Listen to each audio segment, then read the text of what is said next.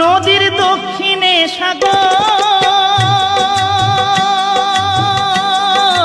উত্তরেতে কিছু দূরে কলকাতা শহর, ভাইরে কলকাতা শহর।